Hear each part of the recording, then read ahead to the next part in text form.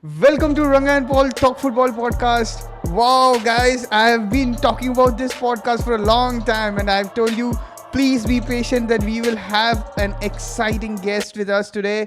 And we have that exciting guest, and he's our Chelsea guru. And so we are going to hear from the horse's mouth himself, the great winter surfer.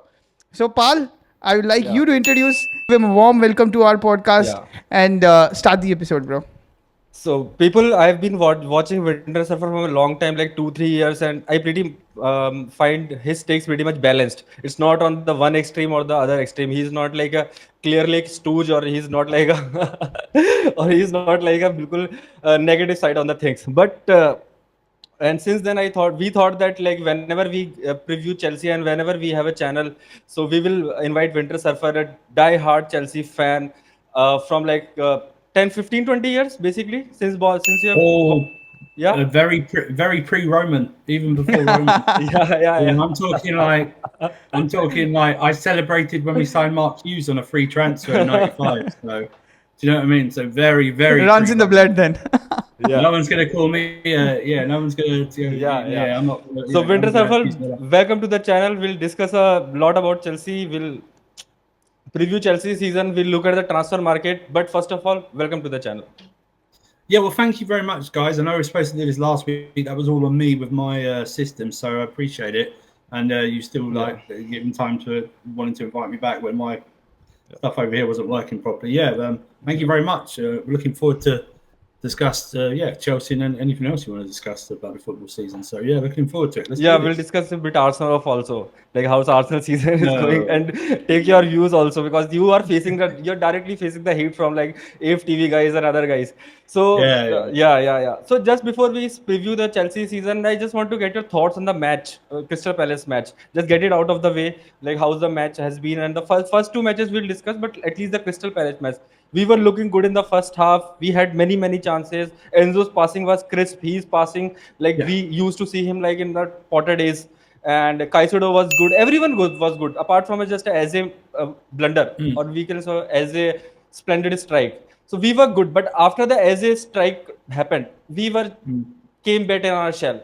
It's like that Poch drug came to our memory again. So like the drug is not gone out yet completely. So we again came to our shell. But if you see, the signs are there. We have a style of play. We have wingers who are doing good. We have midfielders who are doing good. We have just a question mark on centre backs and probably goalkeeper, because I like Nicholas Jackson pretty much, because I am not too sure about Osimhen, because how he's come with 70-80 million transfer again. Lukaku 2.0 we could see.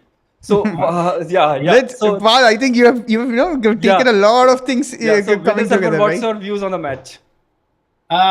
So I said it like low on streams on the day and afterwards. I think there was I think people are over analyzing the game pretty much, trying to find faults wherever they can.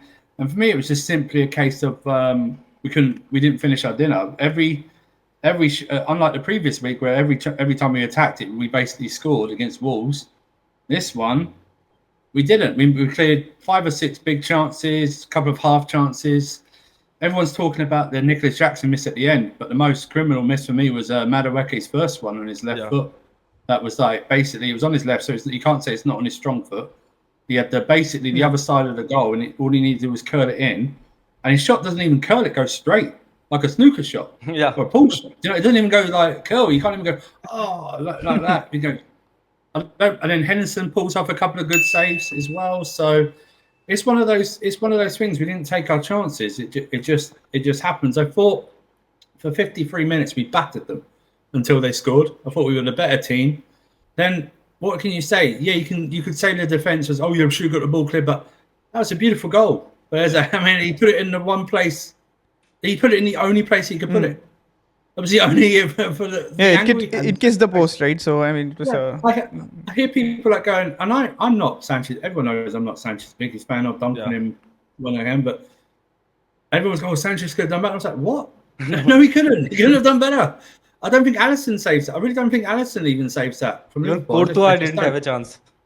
And then it was like everyone will go on about the second yellow, yeah, whatever, but we should have been 2 or 3-0 up by that point, so it shouldn't even matter, the second yellow, even though it was.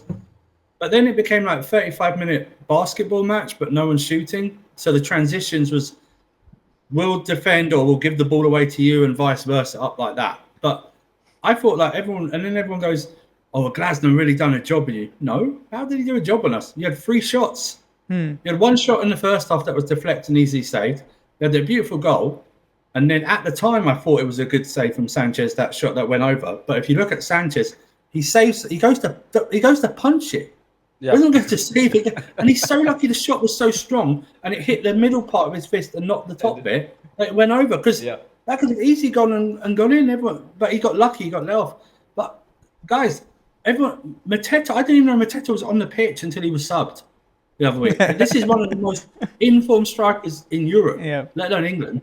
He was a nothing. We dealt with them all the time, and you can go, yeah, well, you've beaten them 13 games in a row. That's fine, whatever. But the most disappointing thing is obviously the result. I should be sitting here on 6 points like that. We should be. But I thought it was our best defensive display. I thought Fofana and Colwell were better. Showing some signs. Showing some signs. I thought like I said, if we missed the first tackle, we got the second one. We blocked all the shots. And yeah, like I said, we just couldn't finish. What I will say is I thought the Nkunku sub was too late. And I thought the Nkunku sub should have been him in the middle, put Palmer to the right, and maybe like bring Vega on to either play right back or in the middle instead of Caicedo out on the right or something like that. So do you have any worry about Enzo Maresca's substitutions at least? Because in the first game against City itself, we saw that the substitutions were not on par because he was playing players out of the position against the City match itself. And then we went away from him, and Wolves, we didn't require much of a substitution. And again in this match, the substitution had a bit of question mark. So you do think he will improve on coming weeks or? Hopefully. I mean, I think he is still trying to figure out. Like with the attack, what's the best way? You know, if I haven't got Jadon Sancho and who's the other? Because I thought Madueke's second half, he stunk, absolutely stunk the second half. He stunk the Servette match also. Yeah. But I didn't really watch that one because it was just like I watched this one. It's like he really did the second half. He really stunk. But we're managing Neto's minutes. I thought Felix on the left. I don't know. Some games it will work and some games it won't. But I think he's still trying to figure out what's the right combination. Like I said, I would have put Palmer on the right. Everyone goes, oh yeah, but Palmer's better at the 10. I think Palmer prefers starting on the right and drifting in. Yeah, because it's less people aren't picking him up, or if they are picking him up, it leaves a hole in the middle for someone. That's what I would do. I'd bring in Nkunku. I would have put Nkunku on, play him at a 10, put Palmer there. Either put Vega at right back or leave Caicedo at right back, no problem, and put Vega in the middle like that with Enzo, and then for the last like 15-20 minutes and go on from there. That's what I would have done. Yeah, but I mean, as a third, from a third person's perspective, right? I mean, do you feel there is a difference between? I mean, right now I know it's too early; it's just 3 games in, and still he's a very new manager right now, and you also told that he's still figuring out the 11. But do you think there is a difference now in how Chelsea used to play under Poch and under Maresca, or is it like the same gravy, right? Well, what I will say is that for parts of the games like the Wolves first half were still too open, and predominantly for most of last season, whenever something happened adversity, you see the heads drop. Like that Wolves match in particular. If Poch had still been in charge, there's no way we take the lead or even do that second half. Yeah. We all know Poch's second half last season. They were terrible. Yeah, absolutely terrible. Yeah, we would have brought on Gilchrist at 3-2. Yeah, he would have tried. He would have tried to keep the draw. I guarantee you right now, he would have tried to keep. He's a coward. That's what he's a coward. He's a coward. Yeah, this guy. You did have had some entertaining matches towards the end of his Poch era. No, right? you see that's a fallacy. I don't think we played well in all those matches. We just got good results. Like if you actually watch the matches, the Nottingham Forest away one where we won in the last minute, we were terrible. We were terrible that game. Even Brighton for big chunks of that second half, we were terrible until we scored the second goal. And the last game didn't really matter. So and it's and the West Ham game no problem and played well. But remember that a couple of games before we just got thrashed 5-0 by Arsenal. Yeah, and nobody remembers the You know, thrashing by you know 5 what I 0 by mean? Arsenal. Yeah, everyone forgets that. Oh, your last 5 games are real. But what about why didn't you include the last 6 games where it started with a 5-0 defeat? Why don't you do that? But he's gone now. And like I said, I think in my mindset will give this guy more time because I don't know what to expect from him. Whereas Poch, I expected something because he's a coach that's been doing it for a long time. You know what I mean? But Maresca seems he talks the talk at the moment. You know what I mean? I like that. I like the honesty. He'll come out and he won't. He'll criticize players, but not to the extent when he throws them under the bus. He challenges them. Yeah. Like he's done with Madueke. And I think the Mudryk thing's just a wasted breath. You don't have any faith in Mudryk? I mean, to be fair, he did create that chance for Jackson in the last few minutes, but it's few and far between. I'm hoping when Neto's up to speed and Sancho's up to speed, that Mudryk is just there to make up the numbers in some games when we don't have enough players. Do you know what I mean? It's sort of like that. So on the manager thing, just I want to continue on the manager thing. So when we started our manager hunt, so there were only few managers in the hunt itself. There was not many big names or not any big other names. So there were 2-3 names, and we decided on the Leicester manager who won them the Champions League. But the narrative at that time point was he lost them a 17-18 point lead.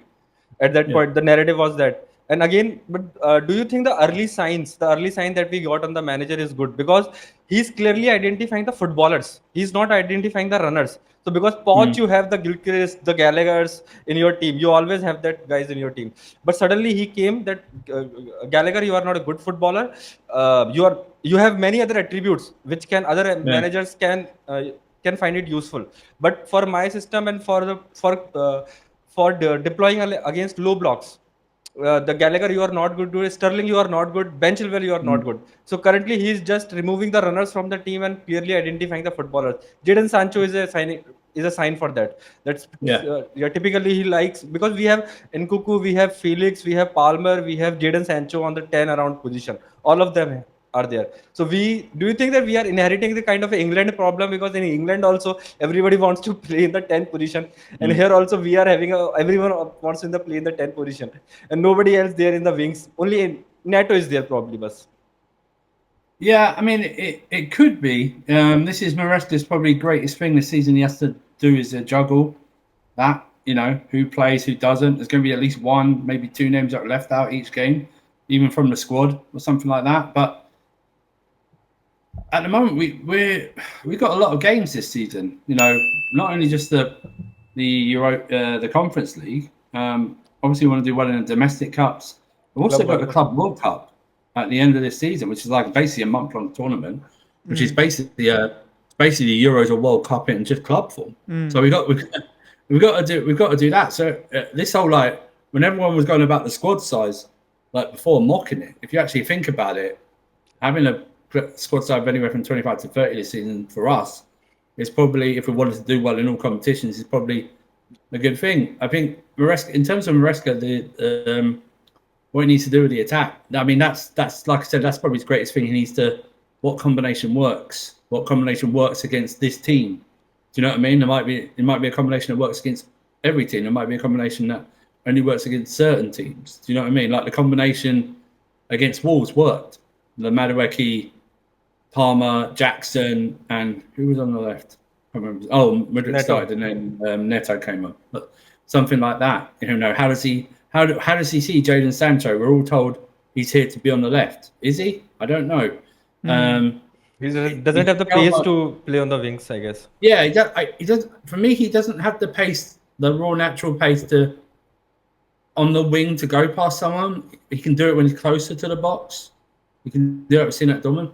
But even with that, Maresca, you can feel like Maresca still wants a number 9 as well. The way he talks, even after the transfer, we'll see in January. Obviously, he wants a 9. Do you know what I mean? Because Jackson's good, and I think he's underappreciated, especially by rival fans. But he's going to miss more than he scores. I always say to people that older Chelsea fans will get this. The sooner you realise that Jackson is this generation's Kalou, then you'll be okay with it. And the people that watch Kalu will understand what I'm talking about. Very good player, but very frustrating player. Like he would miss sitters, but then bag great goals. Do you know what I mean? Like Jackson will miss like 1-on-1, but then he'll score that goal. I remember at home to Everton, he took it down, swiveled, and then scored like that. Or he'll score a header out of nowhere, and you go, "How the hell has he done that?" But then he's missed like from 3 yards early on and stuff. And for me, Maresca also has to get Jackson into a frame mind that he's the number 9. You don't need to drift. You don't need to go wide. You've got all these players. Don't even have to drop that deep. Even though against Wolves he did, and it was good. But we've got all these players to do that job. You're the main guy up front for at least the next 4.5 months. We need you up there. That'll be Maresca's bit. And like I said, going back to, I think Maresca, Maresca has come out and probably surprised people by the way he. Remember, we were all talking whether he is in collusion with the ball or not. But remember, we were told about him being a yes man and stuff like that, and which is that's overused because I think all managers are yes men to a certain extent. But he's come out, he's talked the talk. He's got rid of the players. I honestly believe if we didn't sign Neto and then a double pile on Felix, that Sterling would still be in the squad. Just for necessity that he had to have him in the squad. But I've done it, and we all knew from he basically ended Ben Chilwell's Chelsea career by just saying he's just a left and I'm so happy for that. I know. He said he's just a left back, which to me is that you are done. You are done in this squad. And he's not just as point. He's not even a good left back, Ben Chilwell. His golden days are wing back. Yeah, his golden days is way behind that. 2021, I used to think that he's a better wing back, he's a better left back. But on the ball, he has nothing. On defense, he has nothing. He's just a bombing forward wing back who can just have a good shot on him. That's all. Yeah. And Cucurella, and Cucurella, you can have few basics right. He is good on the ball. His passing is crisp, and he can invert and be a press resistant kind of a player. So that's the basic advantage you gain on a Cucurella or a Ben Chilwell. But again, coming from Sterling and Gallagher and Ben Chilwell, so do you think that clamping down your authority on your squad is first the necessary time and the necessary point that Maresca has done? Because if you remember that first Jose came in his second innings, he first came and he just chucked off Juan Mata, and Juan Mata was the Chelsea's player of the season for twice. And he chucked off Juan Mata. So is this a power move for Sterling, or is this just I don't like your playing style and just get out of my squad? I mean, it might be in conjunction with the board, but he's the biggest earner. But I also believe he doesn't. I also believe he can't. I don't know. Maybe he just doesn't like his style of play as well. Do you know what I mean? Now, like he's got Neto, he's got Felix. Gives him the utmost confidence to say to Sterling. So, do you like that part, or do you? And you are yet to see. How it's going to play out in the future. The forthcoming of I think for me, in a third perspective, I'm looking at what happened with the Jadon Sancho saga and this Eric Ten Hag Cold War. Right? It's better to tell a player that you are not part of a squad instead of always pulling the thread slowly. No, you can be in the squad. He's calling up everywhere. You have Conference League as well, so you're going places where there is very little training facility, not good hotels and such, right? So maybe you can't tag along that player everywhere, and then you see, oh, he's not in the squad itself. It basically kills the player off. Also, I believe it's like I said.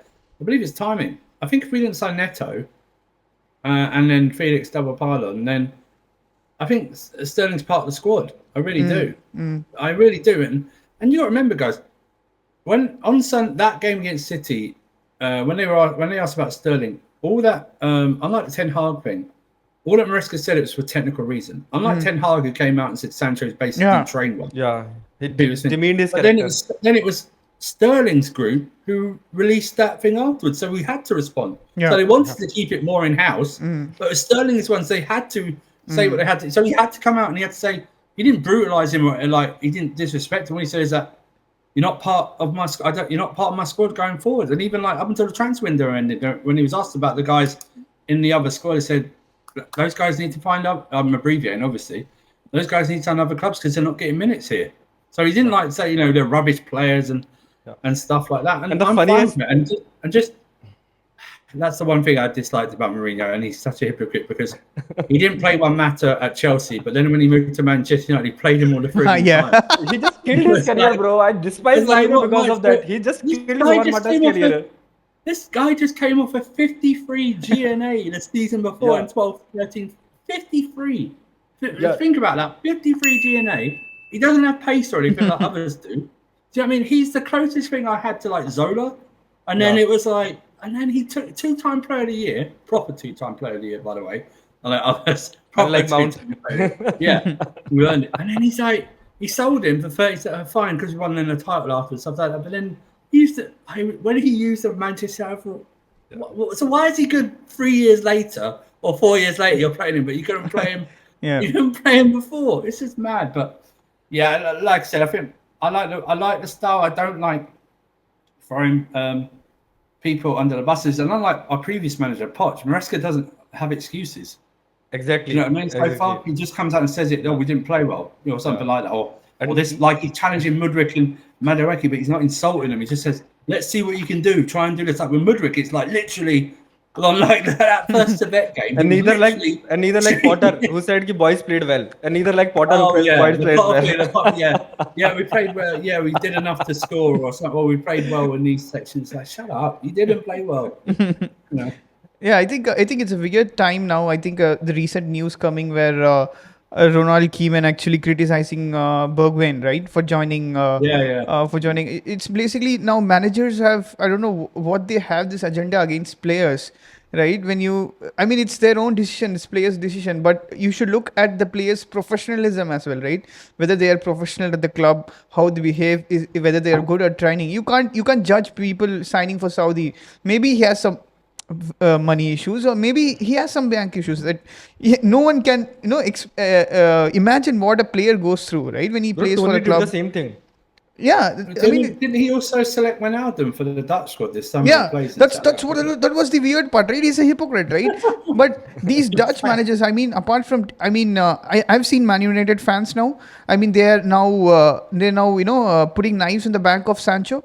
I mean, can you just think about a player? I mean, okay, he has some attitude problems. That was, in the previous season, and now it's a fresh start. He's played Right. Dortmund. He's played Champions League finals.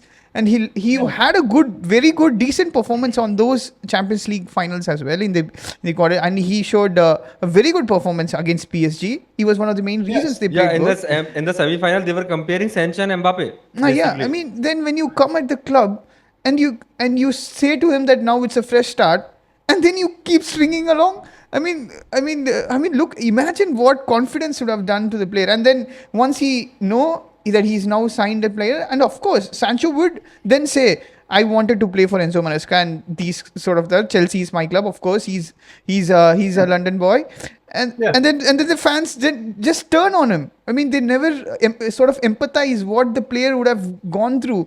I mean, being in training sessions It's the every same day. fans. Yeah, It's and the same fan base that- being in England, do you see the Sancho transfer getting a warm reception, or do you see the coldness Yeah, towards I Sancho mean, again what's from going on there? Chelsea's side, Yeah. from Chelsea I fans' think side, it- at least the I English think- fans? For me, it was when we were linked to Sancho. I'm still not 100% sure of it, because it only made sense to me if we were getting rid of Sterling, Mudryk, and Madueke. We will same probably time. get rid of Madueke, I guess, from next season. Right, it would make sense if we were getting rid of Yeah. him like before. Like this was before obviously Madueke went mad and scored 4 But goals. sort of has- Yeah. yeah. Um, Yeah, we and were then talking it to was like- Newcastle also, I guess. For Well, Madueke. Newcastle were linked to him there. I think they inquired, but I think we said no at the time. But like so you got rid of Sterling, so essentially he's coming in for Sterling. I think he'll get picked over Mudryk. He should get picked. Well, if you can't get picked over Mudryk, then just pack your bags. Do you know what I mean? I mean, it's just Yeah, bye bye. yeah, exactly. I mean, don't get picked over Mudryk. It's still not 100%. It's like maybe is it too much? Because I thought it would be too much if we'd have signed Osimhen as well, because it was like, okay, so we're basically, like I said earlier, you're going to leave one or two of these egos out. If you're only not going to hear much about it if we progress further in the cups as well. So if we get further in the cups, it just means more games, so it's more chance to rotate, because you can say to them, oh yeah, well we're here and here, we need you for this. you're going to play this and But stuff like as a that. So, player, what are your views on Sancho? Like, do you like his raw attributes that he possesses, or like, do you have any doubts on him? I mean, well, there's obviously doubts because people people say, well, yeah, what's he done at United? But I'll go fire back to him and go, when's he had a decent run? yeah. Yeah. You know what I mean? Like, I knew that when he went back in the summer, I stream with Flawless and Sarcasm City. Yeah. He's on the up and up. He knows. We all knew that all they've made up was utter rubbish. And he's left out the first 2 games because of an ear infection.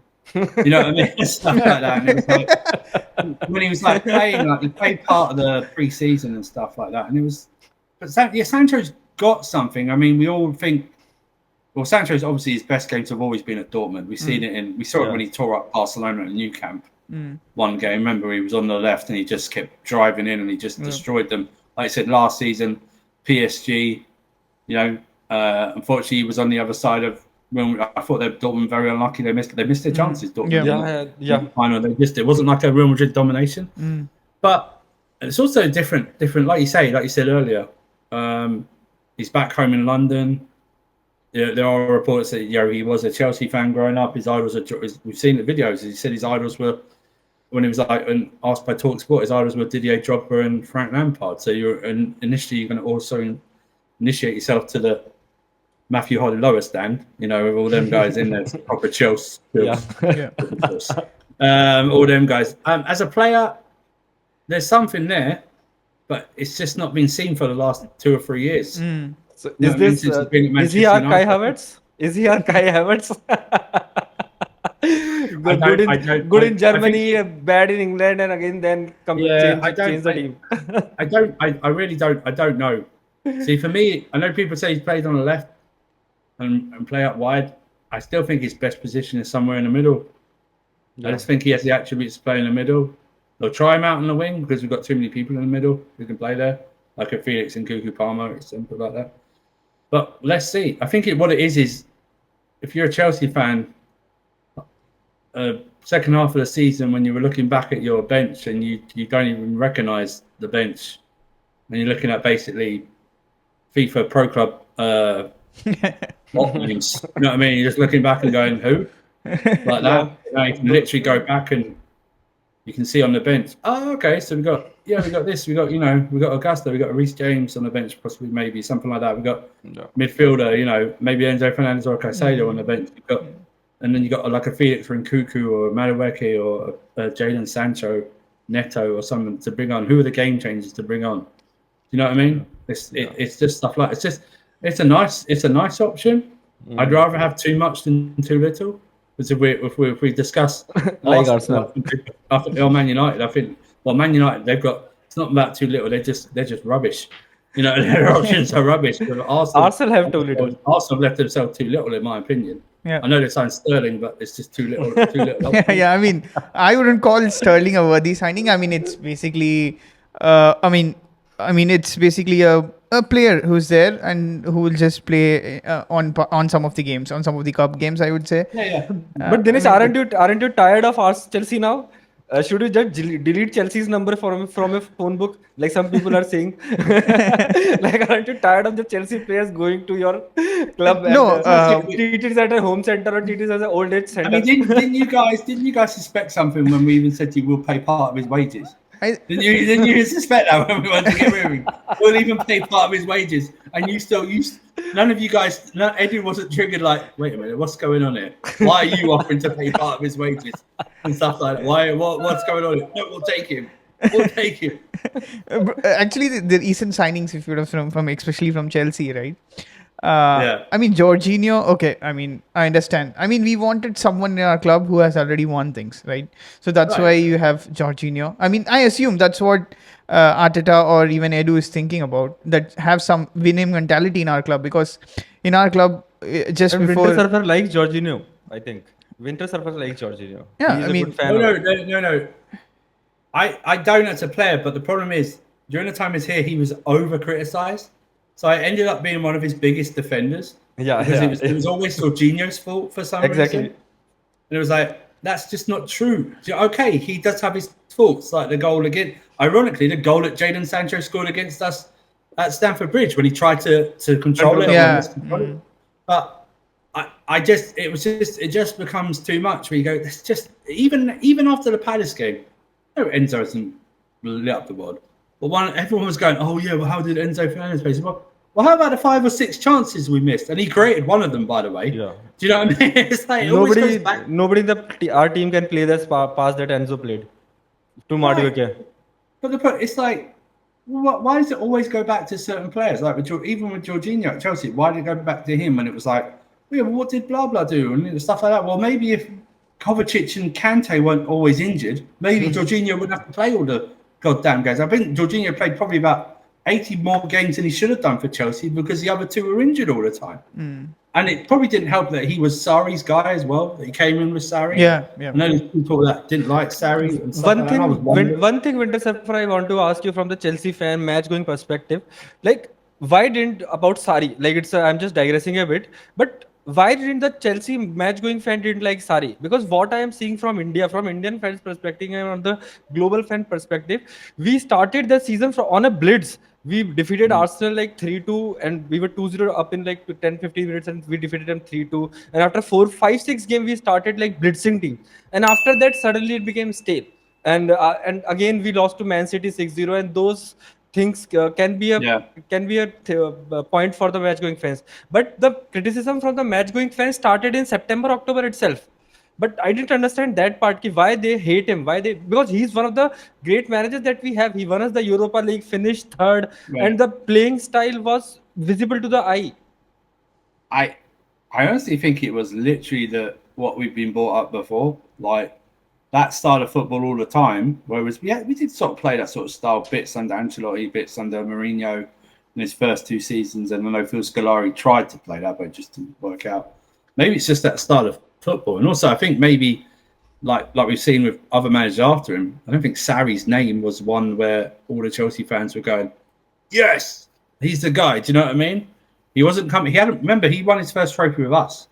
He hadn't really won anything before that, right? He finished second. He wasn't coming in. We weren't getting like the guy that we thought would take us to the Premier League and anything like that. Because I think Conte had just left before that, so I think it was like that. I think it was like the sour taste of how Conte finished the season, even though we won the FA Cup that year, and just the second season overall with Conte. That shocking summer window, 2017, absolutely shocking summer window. That when we're still like even up until I think last year, still trying to get the guys out of the club and stuff. Zappa Costas and Bakayokos. Oh, Bakayoko, that's my biggest like pain. Like selling Matic and buying him. I'm so convinced. By the way, he's got one of the best songs ever. The Chelsea fans have given him, but one of the best songs ever. They always give good songs to weird players. I don't understand it. But yeah, I got. I don't know why, but I had Yaya Toure vibes of Bakayoko from what he did when I was watching him in the Champions League and at Monaco. I thought, yeah, partner with Kante. Let's what this unbelievable rubbish. But yeah, but going back to Surrey, like I said, I don't know. It's even like you're seeing it. I don't know if it is like against Maresca like this, but I don't know if it's just the type of football that. Actually, I don't even know we have a style of football. People go, well, what's Chelsea's style of football? There's never been a style of football for the past. I think managers have imposed. Actually, whomever have come have been able to successfully impose their style of play in Chelsea. It's a very mendable play. I mean, Jose Mourinho had his own style. I don't think it's even style. I think it's just formations. Yeah, formations. Like, Conte and Tuchel were rigid to the wing-back system. They never really swayed from that whatsoever. There was no real style there. It was sort of get the ball to the wing-backs, or under Conte, it was like get the ball to the wing-backs and Eden Hazard, and let's see what we can do. Sarri tried to play that football, but was mostly get the ball to Eden Hazard. I think that is what made you actually win cups. I assume, because you have to change the style of play. I mean, according to the manager cannot, adapt his Chelsea, so I have to play like how Arsenal have suffered for the last 19 years, right? We have Yeah. this sort of a rigid sort of a play that we have Yeah. to play with this identity. We have Yeah, to, pretty football. pretty football. We Yeah. have to, dominate games. We have to, outscore opponents. So this is what it has been, and Arteta has slightly shifted towards a different style of play where we sort of hang back. Well, he started In, off for it back. He yeah, started off for it. defensively stable. For Yeah, it he's back. yeah. I mean that sort of. That is what is a slight improvement which I am looking at my club for the because we are cupless. There's no. I have not seen any improvements apart from the recent ones which that we are challenging for the title. But still, I have to agree to your points. I mean, many of the Arsenal fans, right? I don't know, they don't have this kind of mentality because since we have been chasing City or Liverpool for the past two Yeah. seasons, they keep on, having this. They keep on have this positivity. I mean, I know positivity is a good thing, but you have to come step out of a bit, and then you have to criticize your club when it's the time. I mean, now Yeah. in the transfer season, you have to criticize our club. I mean, bringing Mourinho. Right. Yeah. Mourinho, I think we wanted three people more. We wanted a left. I think we wanted a. Martinelli replacement. I mean, I don't know. Sterling was the guy. We wanted Saka replacement. I mean, we wanted someone who has to score goals as a number 9. So I mean, these three positions are still vacant. So I don't know what but still, you see the praises coming in the Arsenal Twitter, right? I mean, Edu Right, is yeah. the masterclass, That's and the other side. There's no middle ground. It's like, there's no middle ground. there's no middle ground. It's Yeah, like exactly. You have to be super positive Or or even being super hateful and negative. Yeah. It's the same. Yeah. I will say this. Everyone goes about, all our outside fans and some Arsenal fans will go, yeah, we need a striker. I never thought Arteta wanted a striker. Yeah. He's never bought a striker Yeah. since he's been a manager. He's never bought a striker. Jesus is not a striker. Yeah. Eddie Nketiah was bought before. I think Jesus is the striker, but the irony is that he got a doesn't good one. score goals. I mean, in He's Man got a good- City, he's got a good one. yeah, He got a good one. yeah, But it's like, I would say, like, the style of football for us, I think it was just like, I think it was just no one could adapt to. I can't remember the last time a top team in the league played wing backs going for a title. I've never seen it happen. Only us. I can't top of my head. The great Man United, Arsenal teams, our teams before that, Liverpool and stuff like that, and never played wing backs. I think it just caught everyone by surprise. It's like I always credit Mourinho when he played. The 4-3-3 was never a formation in English football before 4-4-2. Mourinho got in there. It was either 4-4-2, whatever it is, straight line or diamond or something like that. It was always 4-4-2. Mourinho made everyone change to a 4-3-3. He just made everyone change that. So I think to us it's more formations because we've never given a manager enough time to put his style down or make them feel comfortable that they can put their style down. Maybe that's why I always go back to the mixed messaging from this board, which it's my biggest criticism of this board and ownership is their mixed messaging. You sack Poch and you say you want top 4 in a trophy, and then you give me those list of managers. How does that make sense? You like the top 2 of Maresca and Kieran Maguire. What are you McKenna, talking about? McKenna. Kieran McKenna, Yeah, sorry, Kieran Maguire. I don't know, McKenna. and Sorry, Kieran that's McKenna what- actually those said are the no top- as well. Those Yeah, are the but- top 2. Yeah. Those are the top. So how do you? I expect think them to Kieran get- McKenna was your and first then- choice. And then secondly, you don't get a number 9. And for me, the debate's out in Yorkson, but I already know what Sanchez is. You don't get me a top goalkeeper. Do you know what I mean? You don't give me like I was like mad. I was like, oh, and Jorge Mendes is at the bridge. We're going to get João Felix. I'm sure Jorge Mendes represents Diego Costa as well at Porto. Yeah. Why aren't you getting? He Diego Costa? probably represent Gyökeres as well. He's also Maybe. Portuguese. But what I'm saying is, it's like, why didn't you do that? It's like our goalkeeping position has been so disrespected. Apart from that Mendy year, since we lost Courtois or he left, our goalkeeping position has been so like awkward. You know, Kepa had that. His first year was goodish, but I think it was slightly overrated. Secondly, under Lampard, I blame Lampard for that because he can't coach and stuff like that. Yeah. But then Mendy came in, had that great year, and then after AFCON fell off a cliff, like so much so that we stole. And then we've got like Sanchez bought in. We bought Slarina. He's the greatest goalkeeper from MLS. And a week later, Petrovic. He's the greatest goalkeeper from MLS. Which one's the great goalkeeper from MLS? Yeah, And I still think Petrovic is the best goalkeeper there, but now goalkeepers are judged more on their passing. And that will take me back to Sanchez. I think Sanchez passing is overrated. Yeah. I think it's severely overrated. I think he has He's a gonna get mistake. caught. He has a mistake every match. I Oh, think he one. had it. Yeah. I tell you, against Palace, he nearly had it. But he saved like that. Watch this shot in the second half when you zoom it. He actually saved. Amazingly, a shot straight at a goalkeeper, and he saves like that. but- Not like that, like that. Yeah, it's not a amazing. matter of when. It's not a matter of if. It's a matter of when. When It's he when. made. It's Yeah. when.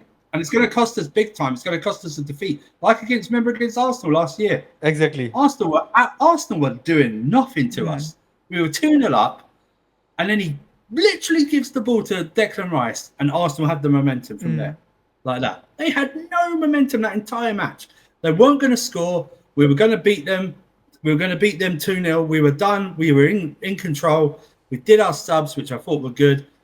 Declan Rice hadn't even been in the game. He'd been bossed by Enzo, Caicedo, and Gallagher all game. Been bossed. Then that bozo in goal gives the ball away. And it even shocks me even more because if you remember, Tish, the game against Leicester in the FA Cup last season, Maresca was he looked so lackadaisical. He looked like he could take his time.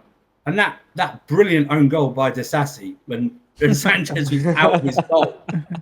I mean, I just don't understand it. I mean, he will cost us this season. There's going to be one or two games, maybe even more, where it costs us either a point or all three. There is, or even out of a cup competition. Bro, he should have saved that second goal from City. He was his fault from second goal from City. Second goal. Oh yeah. Kovacic. Yeah. Kovacic goal. Yeah, he should have scored that. Remember, he also He should have kicked it saved out. that. Yeah. Oh yeah, he should have saved it. It was on his side. Remember, he touched it. Yeah, he he got a had hand his on it. fingertips here. He got a hand on it. It wasn't the hardest shot. It wasn't in the top corner. It's Kovacic. He doesn't have a hard shot. We know he doesn't have a hard We shot. know Kovacic. We watched him for like 6 years. We know he doesn't have a hard shot. And he honestly, remember remember Van Dijk's penalty against Kepa in the League Cup? Yeah. Where Kepa was he's standing shooting. on that side, and Van Dijk still shoots that side and he scores. But it's like that. But it's just a long way around. It's just the style of play. Like I said, you're only going to see the style of play with Chelsea if he's given enough time. And the mixed messaging for me, I don't know if these guys have got. They say that we're going to be more patient. I don't know. They're giving him a 5-year contract. Does that even matter anymore? We're still playing Potter off.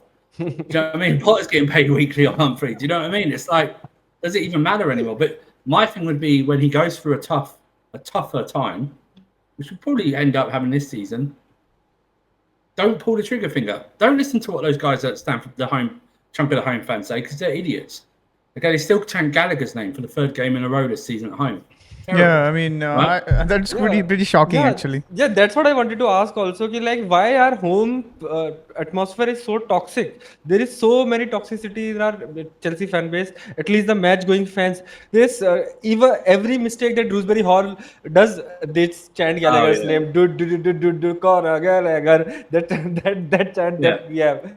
And again And also, I think the toxicity is not only, I think, in the fans; it's among the Twitterverse as well. I mean, when you see, because especially at the start of the season, no one was behind all these. I mean, of course, there should be some positivity around what Todd Bowley is doing, but I have never seen this much hate against a owner.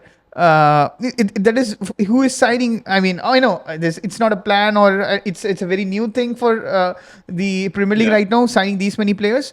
But but I've never seen this many negative from the press, from the establishment, from the Chelsea fans who have. Yeah, I mean, it was shocking for me to witness. And the last point on that we don't want to play at a Stamford Bridge now. We prefer away games. We are more comfortable. Much better. We are more comfortable away from the home. That's why we beat Wolves. Away. Yeah, never Gallagher's name away at Wolves. The away fans are always your hardcore fans. They go home and away, but not just only the UK. All over the UK and all over Europe. There'll be even the ones that will go to the Club World Cup next year. We've got a game in Kazakhstan. They'll be there. They'll be there. There'll be you'll hear them. You'll hear them in that away game in Wow. Kazakhstan. Yeah. You will hear them. It will take them 10 hours to get there, but they will get there.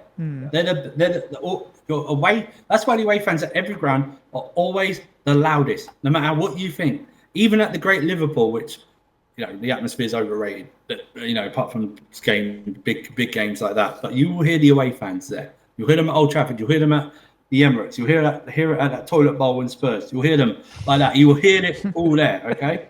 But going back to the fans, it was like I think there are multiple gripes to have with the ownership group. Absolutely. Are there multiple gripes? Absolutely. Have we signed players that we shouldn't have? Yes, but I think they're trying to rectify that now. Everyone keeps going, how did Chelsea keep spending? If you looked at what we sold, look at what we sold just in players. And remember, bulk of that is also pure profit. So that's why we can keep spending. And also, I think it's been proved now that you have not cheated. The hotel thing came through. But what I'm saying is, even without the hotel thing, I think we were near on dead, zero net spending. So basically, we hadn't spent any. Spent anything because we've recouped it, and we can still sell players. I mean, we've got if Broha does well at Everton and they want to sign him, that's 30 million for next year. Do you know what I mean? It's I think one of the forwards will go next year. I don't know which one, but I think one will be so. David Washington, Tetro Fofana, we have too many. We've got Esteval, but I'm talking about one of the big forwards like Nkunku or something like that. We'll go. Probably Maresca. We've got Esther. Maybe Maresca go because we've got Esteval coming in. We've got Kendry Paez coming in. Do you know what I mean? It's just the home fans can have gripes, no problem. I think it's mostly I don't know if they're all in Twitter Spaces. I hate Twitter Spaces. It's just rubbish. But if our Chelsea Twitter Spaces are just absolute rubbish. Honestly, stuff like that. Or you've got other personalities, bigger Chelsea account personalities that go on and just spew rubbish, which is grifters. Just like conform to what other people are saying and stuff like that. I mean, we still get this argument of how Chelsea's spending. Chelsea are never going to be able to sell these players. Every summer we always get this. Chelsea aren't going to be able to you'll never be able to sell him. And then it's like, how the hell have you sold him? Because we did it under the old regime. We did it under this regime. I do not know how we sold these players because most of them, in my impression, are rubbish. Do you know the ones that we sold? Or we've never seen, like with Angelo, we made a 6 million profit on Angelo. He never played for us. Most of these players, we are going to flip, which is what your sides are trying to do. Some of them will get involved. If they're good enough, some of them will stay. Like Palmer, you're gonna flip Palmer. Well, yeah, but if someone has to come in with a hefty offer because he's here for the next 9 years. I mean, I that's the strategy, right? Of the 10-year. If you hand a 10-year contract, that is the strategy, is to basically milk them for money in the final stages, is to basically have a lump sum amount of the transfers. I think. Yeah, and if they do well, then you because everyone's but you had to give Palmer more money. Really, he was on 80 grand. He's only got, I say only in football terms, he's only gone up to 120. He's not doubled his wages. He's not going to 200, which means if he does another 2 years of this, they'll give him more money. But they don't have to negotiate the contract in terms of the length of the contract because he's here for 9 years. It's the same with Nicholas Jackson. I bet his salary, although his salary would have gone up, it's not gone up by a lot. I remember all these contracts, these new ones that I think it should be under 100k. I mean, it should not be over there. Well, that's where we dropped, but that's why overall our wages have gone from 200 grand average, to 60 grand, and also they're incentivized. Our guys, if they want to get paid more than finishing the Champions League spot, and automatically the base salary goes up. And the bonuses go up. This is what football fans have been craving for years. How many times have we heard, or how many times have we even said, he's not worth the money he's being paid? He's rubbish. You know what I mean? Look, make him earn his money. These guys are being made to earn their money, which is what they should be doing. Look at Manchester United. They are stuck at Rashford 350. They have stuck with Mount 250. They just take Bruno 300, so that sort of blows that out. They have given Casemiro has around 275. Yeah, he's on 200 plus. 200 plus. Jadon Sancho is on 200 plus there for bonus. But I think that's what all these sides are.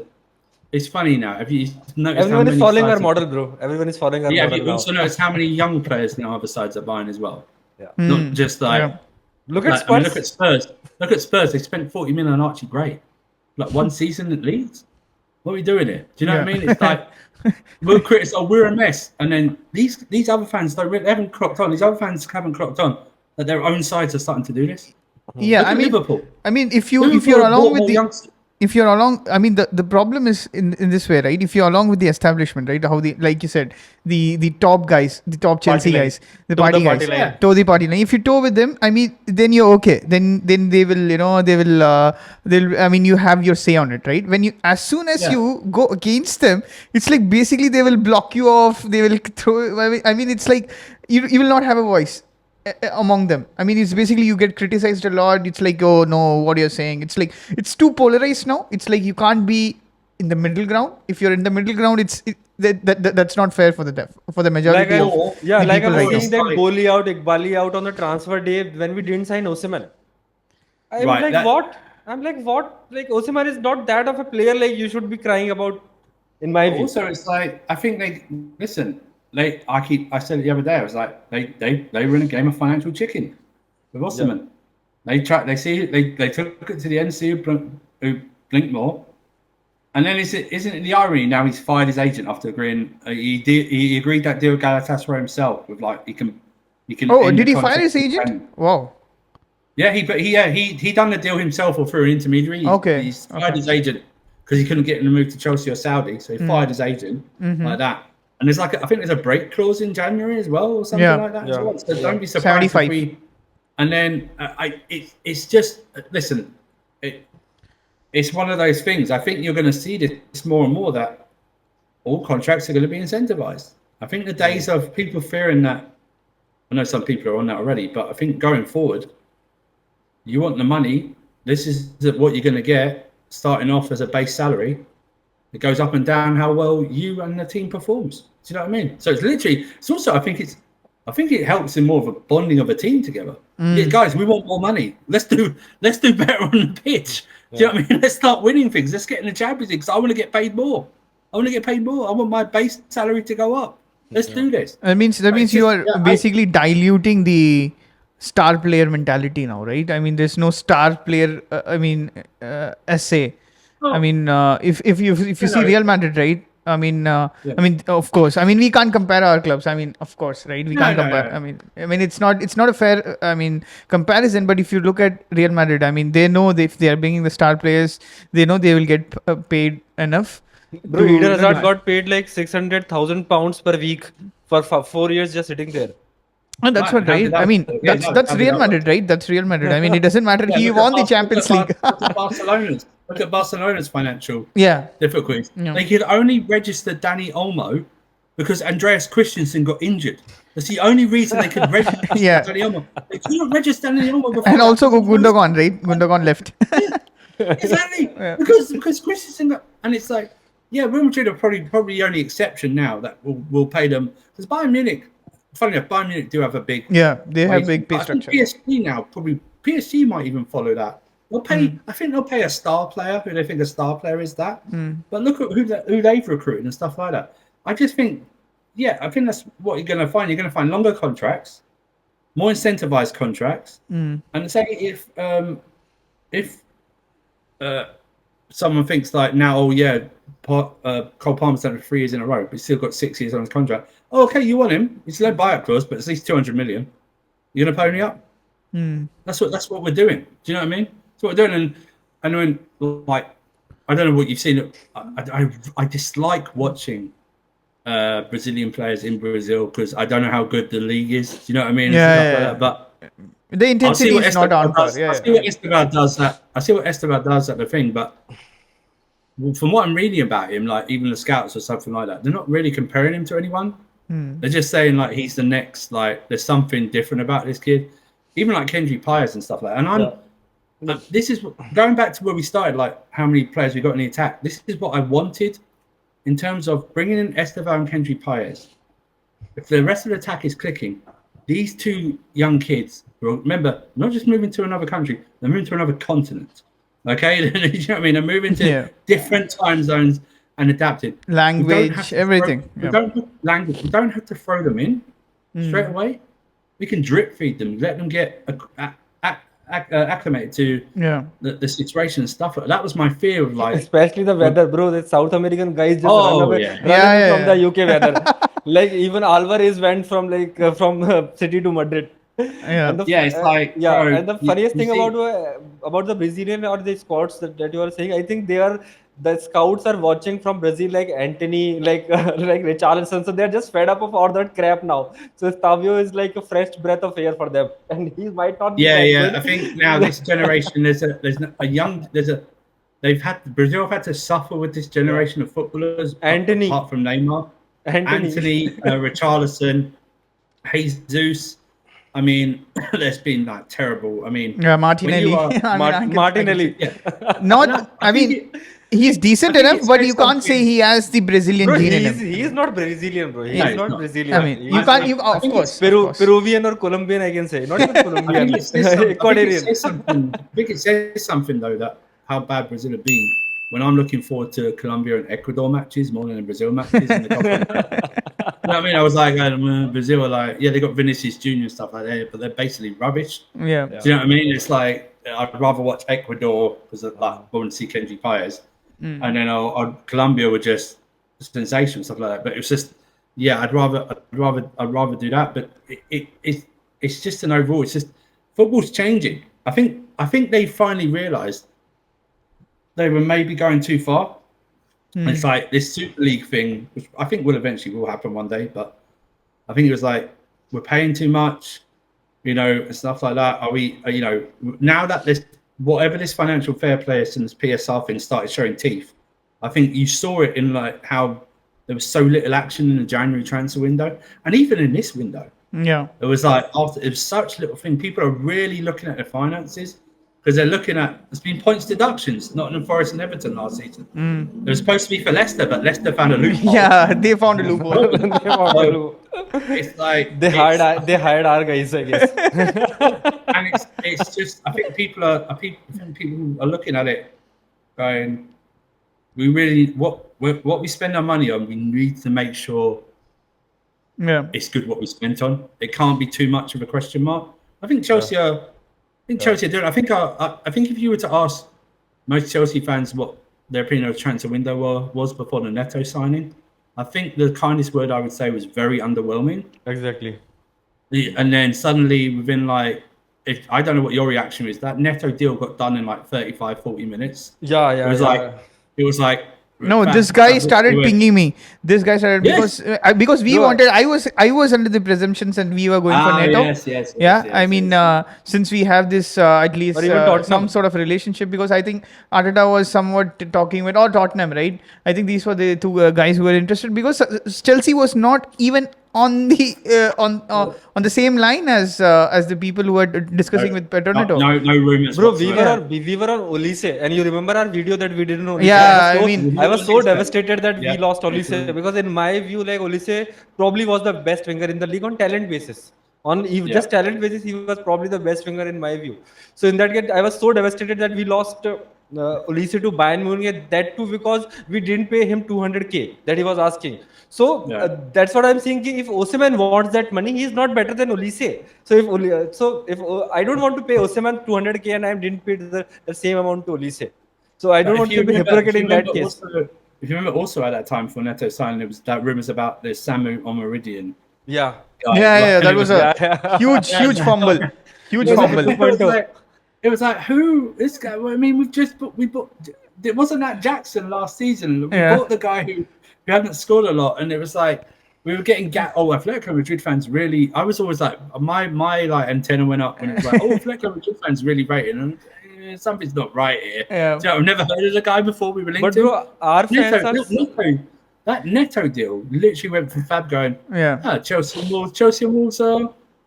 Here we go. Yeah. And suddenly Ornstein Bomba came. Sure. Yeah, sure they are. And then it was like 50 minutes later, Neto agrees personal terms with Chelsea. It's like, okay, let's see something. And then it was like, here we go. Pedro Neto, Chelsea. Wolves and Chelsea have agreed a £54 million fee for Pedro Neto, and he will travel to. It was like, what the hell's just happened? And then the Meridian thing happened that Sunday, and it was like Felix was like brought up, and I'm not the biggest fan of Felix, as people know, stuff like that. but that's football karma because I laughed at him missing the penalty in the summer. I laughed at him when he missed that, so he's Portugal. getting his back on him. Yeah, and then it was like, and then it was still linked to Osman and Sancho, and then the windows sort of changed. But it was just, I think that's Chelsea at the moment. There's no, even with the transfer window, there's no middle ground.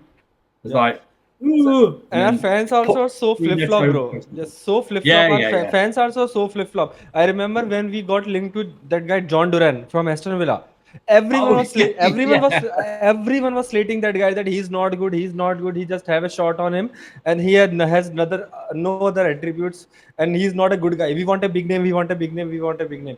And now we are saying that why didn't we go for John Duran? Now he started scoring. He had a header and he had a brilliant strike against Leicester. Do you remember? Leicester, yeah. Do you remember the summer maybe in the summer before that?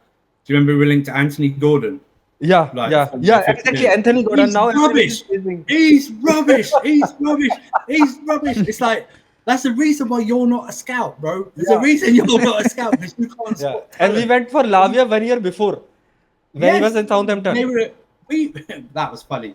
We went for him after he just signed for Southampton. We put a £50 million bid down for him just after already. 15 days. Yeah, exactly. And then he dunked on us.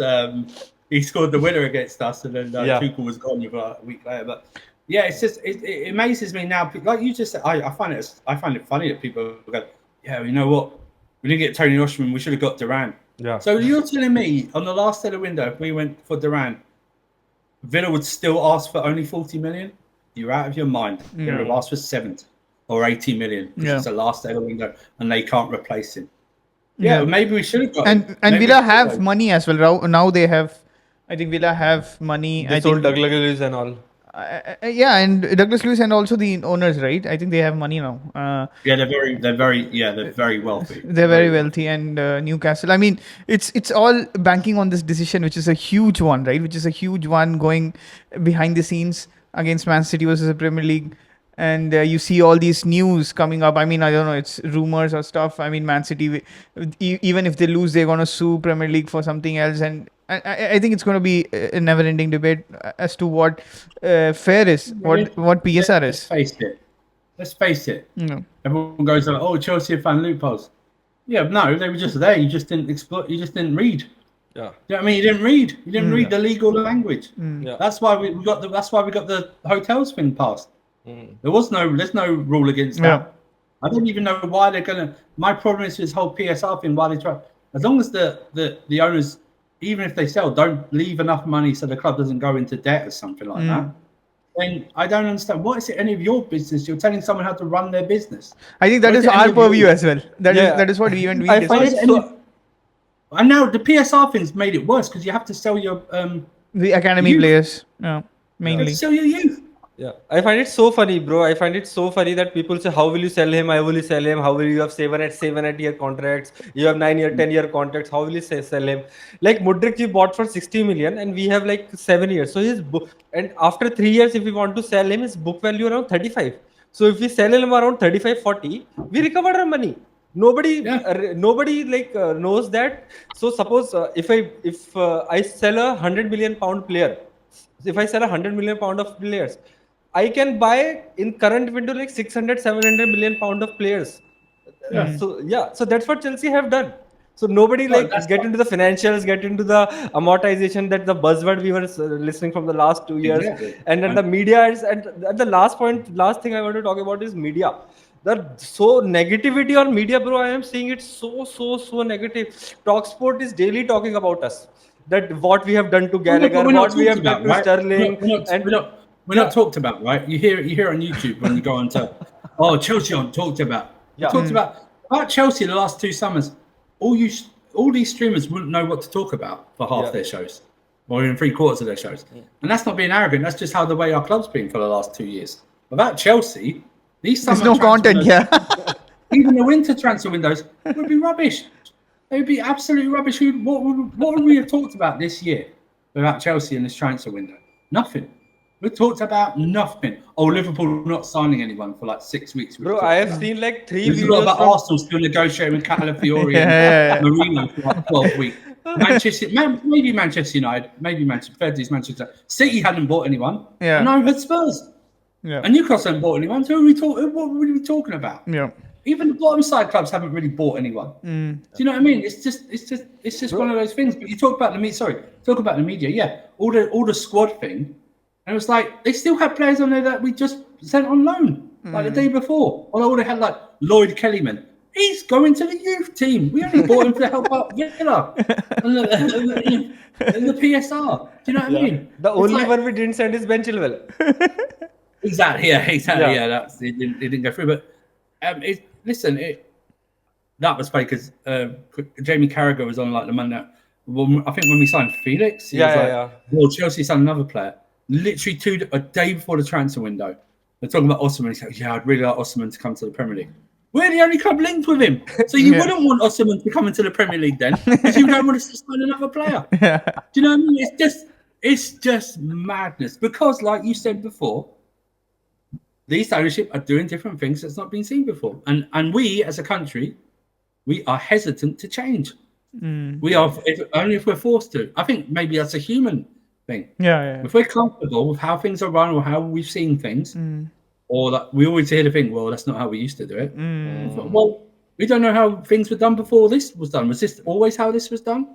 Because things weren't done before how they were done before Abramovich came in. Abramovich changed the game. Yeah. Then City changed the game. So we weren't even doing things that City were doing. City now doing other things. Now these that are coming in. Now we've had got the most ownership probably in any league. Villa are coming in and doing their thing. Newcastle are trying to do their thing. You know. Yeah. But I think English people like their traditions very much. They don't want to let go of their traditions and the traditional way of doing things. Probably that's why. I think it's a part of the club, right? I think it's just. I think they just come to it and just suits them. Do you know what I mean? Yeah. Oh, they'll still do it. They'll do it. It's funny enough, if it affects them personally, they will do it. If it doesn't affect them personally, no, you can't do it. You shouldn't be able to do it. Why are you doing it? Yeah. I mean, looking at the Man City squad right now. I mean, you guys, you also have plenty of players, but looking at Man City squad, look at what they have built around these Pep years and for a long time, and now they have the second bench, the second group of players who can still play, and they can still compete with the majority of the clubs. They can play against Leicester. I mean, are we supposed to challenge? How are you supposed to challenge as a team right now, like us? I mean, okay, I mean, how are you supposed to challenge? Let's switch to Arsenal a bit. Yeah, I mean, continue. I'm frustrated in the sense. I understand we have a very thin squad. I know that I have the positivity that we can challenge for the Premier League this season because of the squad which we have. But again, if we have a fully fit squad which we are playing right now, because the earlier season was like this because we had the back four, the strong back four, and we had the same sort of strategy there, and we rarely got scored against. The teams would score against us. So that was our main strategy, is to basically bank on the defense, right? First. But now if something is struck, but what I'm saying is, how are we supposed to compete against City when those guys, I mean, they literally don't have to start any of their players. Rodri didn't start, Gundogan didn't start, and still they played West Ham out of the park. They played. I mean, I don't think Ipswich have the capability to do any damage, but still, I mean, they could, even in the future managers, I don't think they're going to play Leicester, the full first team, Leicester home or something. I mean, look at Arsenal. Are we going to bench Odegaard? Can we bench Saliba or Gabriel? I mean, it's... No. The issue I have with... So, Pep has bought players that can play multiple positions. Right, so he's got more. Look at Rico Lewis, can play wing back, right, and back. he is not registered in the Champions League squad. Under 21. No. Yeah, I mean, Rico Lewis has not been registered. So let's see. Look at what's going. Look at the state. Look at Vardiol. Yeah, everyone thought centre back, left back, stuff like that. The only real ones that doesn't really change positions is probably Haaland.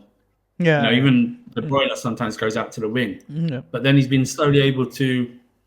Rodri's progression, if you look at it, was down to the fact that he stayed a year or two behind Fernandinho to settle in to how Pep wants to play.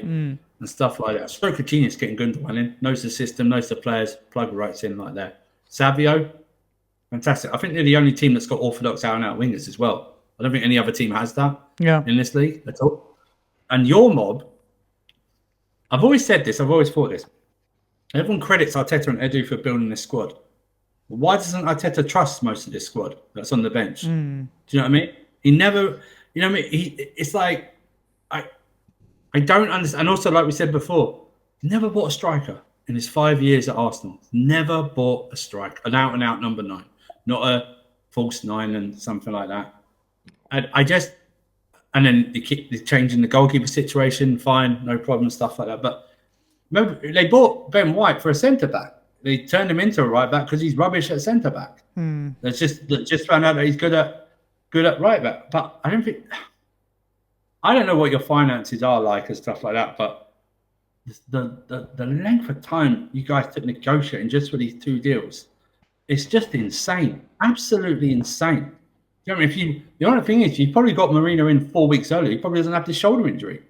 Do you know what I mean? He doesn't have it. Do you know what I mean? But it took Calafiori ages, and it's like you need.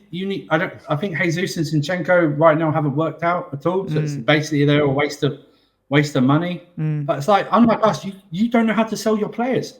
Your biggest outlay because of the add-ons that have been achieved is Oxlade-Chamberlain for like £42 million. That's your biggest selling point in the last over 10 years. In 10 years, I remember when we were linked with him. It's also just like he overplays players. We've seen it like Saka for the last 3 years, like during part of the second half of the season, falls off. Yeah, he falls off. Now in your squad, there's no one to replace Odegaard if he gets injured or something like that. The left, Partey.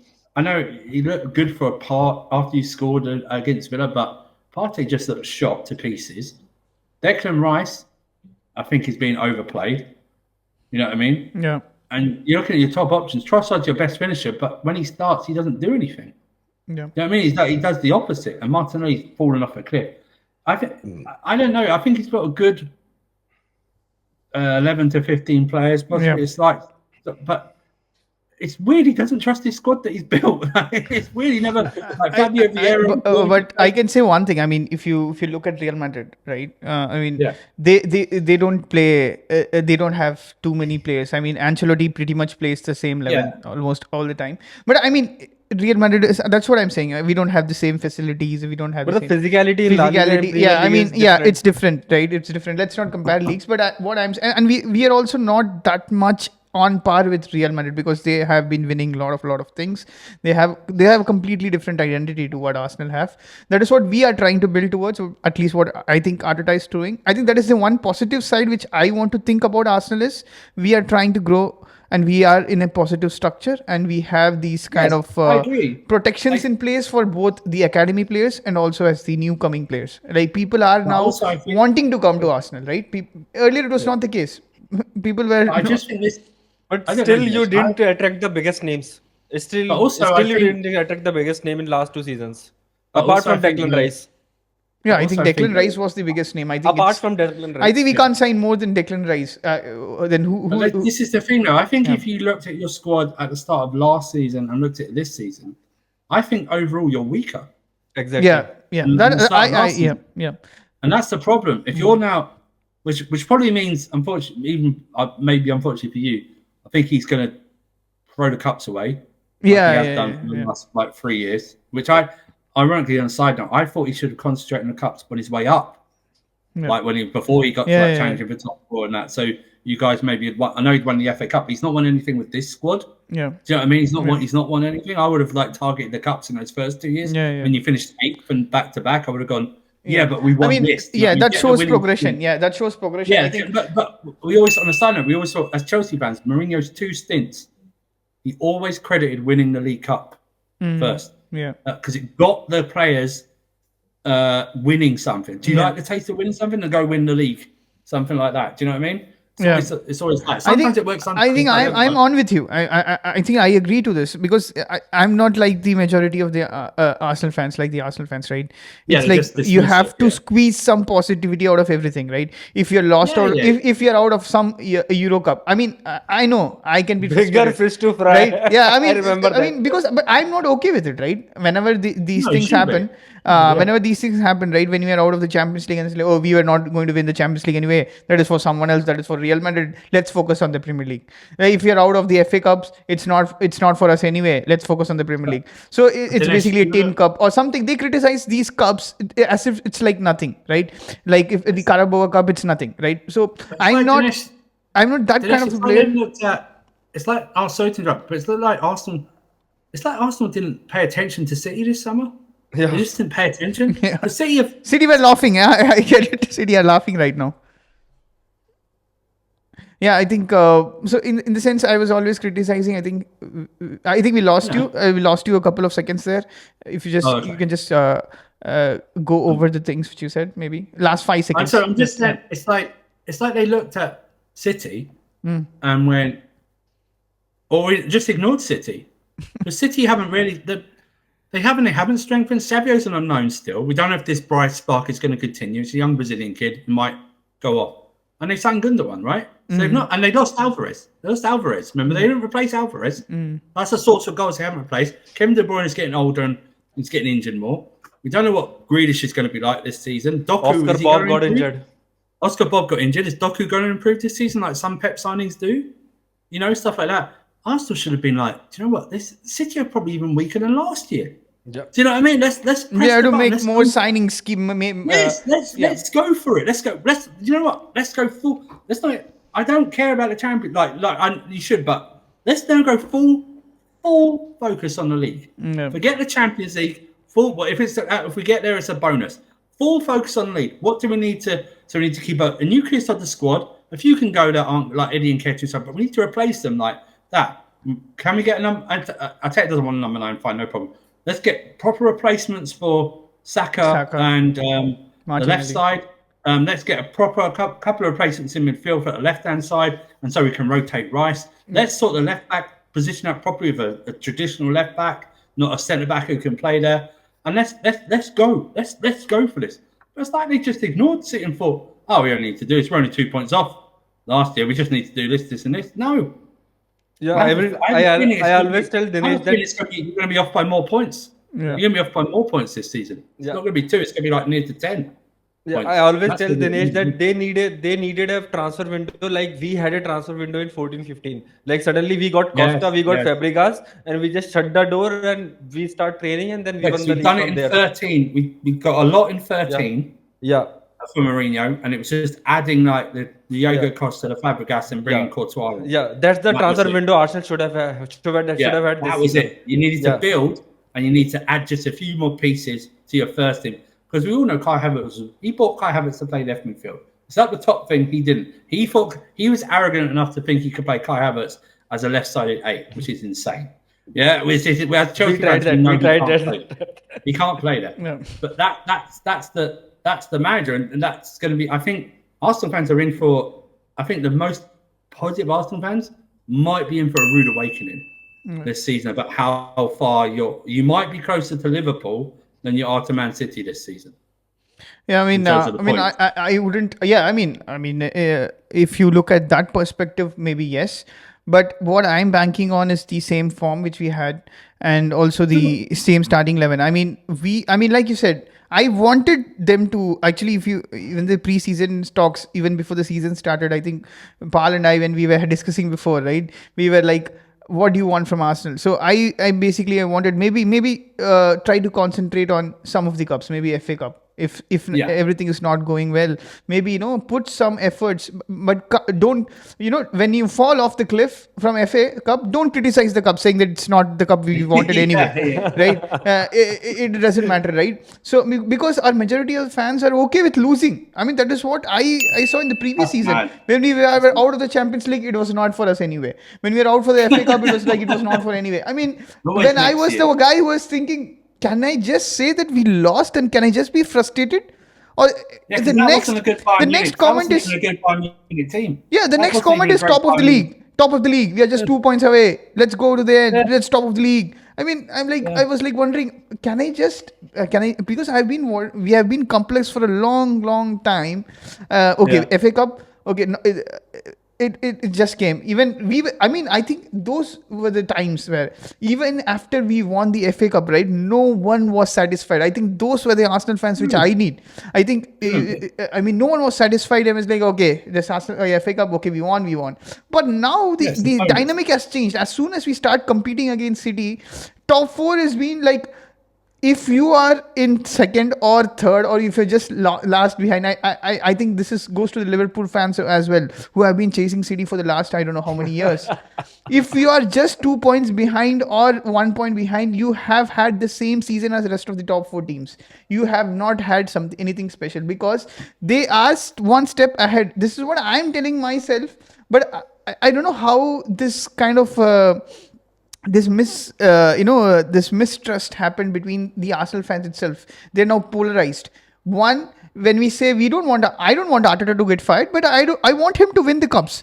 So if I say Right. this statement, right, he's not doing well enough to win the cups, that means I'm Arteta out category. Right. Yeah. Yeah. This But polarized I think, category. Dinesh, I think the positives is like 80% and Arteta out is like 10-20%, I guess. From Yeah, the I mean, Twitter we don't want. I discourse don't I want see. Arteta out. I want him to do better things. I want to criticize when the games are not Right. go. I think Yeah. during this 1-1 draw against Brighton, I mean, I was texting this guy back and forth. Why are you doing this?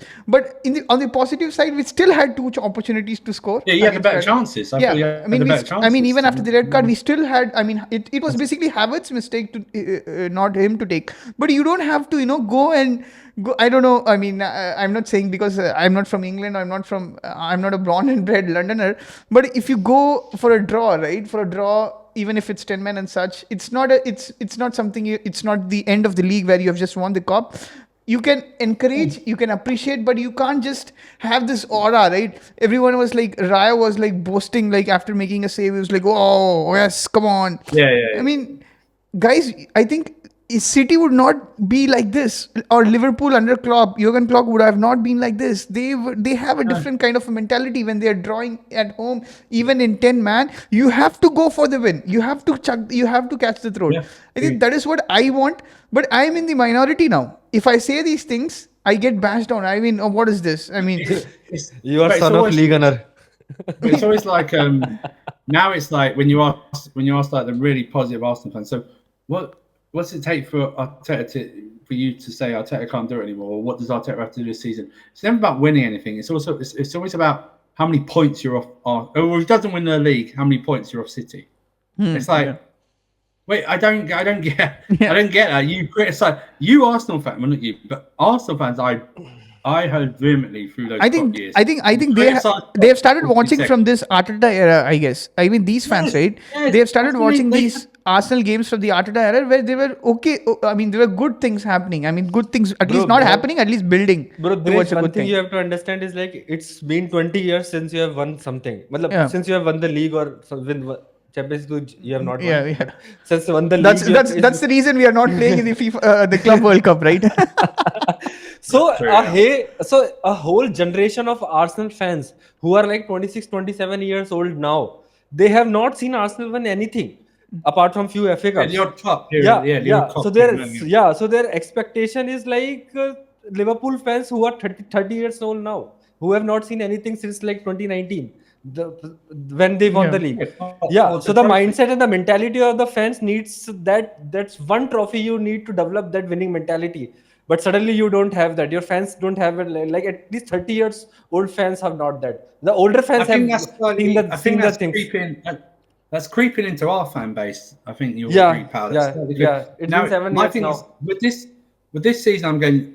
I thought if we signed Osherman, I thought we had top fours. It should be like we should be favourites for top four. We should get top four if we sign an Osherman or a striker, right? Proper one. Now we're just in the mix for it, right? But now it's like, oh yeah, we've got to get in top four. We've got to get Champions League. It's like, well, no, we've got to get in top four as a building block Yeah, to then stepping go on, stone. sign the players, sign a goalkeeper, striker, and then we target the league.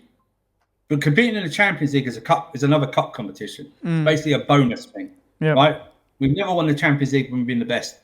Okay, we've never won that. Okay, we never won the Champions League when we've won the league in the same season. Okay, we haven't done that. Other teams, Manchester United have done it twice in my lifetime. Okay, Liverpool obviously haven't, but like Real Madrid have won it in their league and stuff like that. That's I think that makes when you win your league and the Champions League, no one can then go, you're not even the best in your league. Do you know what I mean? You can't even win that. But that should be the building block. It should be, okay, yeah, we do need to get back in the Champions League because we're a club with Champions League history. We've won it twice. We need to be back in it just for heritage reasons and stuff like that. But that shouldn't be, oh, yeah, thank God. We shouldn't rest on that. We should, if we get top 4 this That's season, not the end I shouldn't be hearing, I don't want to hear. I do not want to hear, oh, thank God we're in the Champions League. No, we finished in the top 4. We now build on this and we challenge for the title. That's what it should be. Yeah. Should be next step should be challenging for the title. Yeah. None of this. Yeah. Oh yeah, but you know what I hate? Yeah, you know what? We should be getting 90 points. I don't care if we get 79 points and win a title. It doesn't matter how many points. I can't remember the points totals we've had that we won titles. It doesn't matter. All this obsession. That's why Liverpool fans. Oh yeah, but we got these 90. Yeah, but you didn't win. Yeah. You didn't win. you didn't win. Who cares? Oh, we scored the most goals. It doesn't matter. You didn't get enough goals to win the league. I want that. That's what Arsenal should be doing. Arsenal should have gone when they finished second that first season. It should have been right. What do we need to do to get top? Do you know what I mean? What do we need to do that to not get closer to City, overtake City? Even this summer it should have been okay. We got to 2 points. We got to the final day of the season. We got closer, but it's still not enough. What do we need to do? And they didn't address it. Yeah, that's why. That's the only reason I like our owners, because at least they have that not the winning mindset, I would say, because we have not won anything, but they keep on trying. They will keep on trying until they get it right. The only thing they'll spend. They will spend until they get it right. That's the only positive I find it from the 1.5 or 1.4 billion whatever we have spent. Yeah. So Winter Surfer, we just want to get your predictions. What are your predictions have been on the season? Like, who do you think will win the league, or who do you think will finish in the top 4?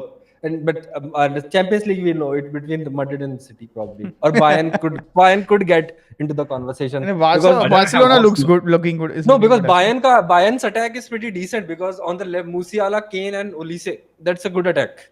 You know, over here they have Arsenal third favourites for the Champions League. No, I would not say that. I mean, I would not say that because I wouldn't either.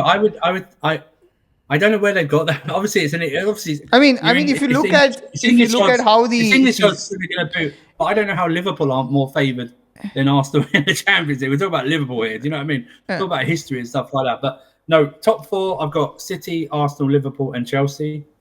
I think we'll come out of the pack. I think I misjudged. Actually, I misjudged Manchester United a lot. Actually, I think I thought they will sort their affairs. I'm telling you right now, we could do another hour just on Manchester United and when I heard third, I'm telling you right now, you must have heard it. The structure has changed. You're going to score 85 goals. You scored 57 and 58 the season before. Negative. Your attack's worse. Yeah. Your attack's worse this season. And you still got the same manager. Oh, yeah, but I expect third. Why? Why do you expect third? From what? From 8th to 3rd? No, because everyone else hasn't done anything. Have you listened what Ten Hag just said? He said, we did not have proper centre backs.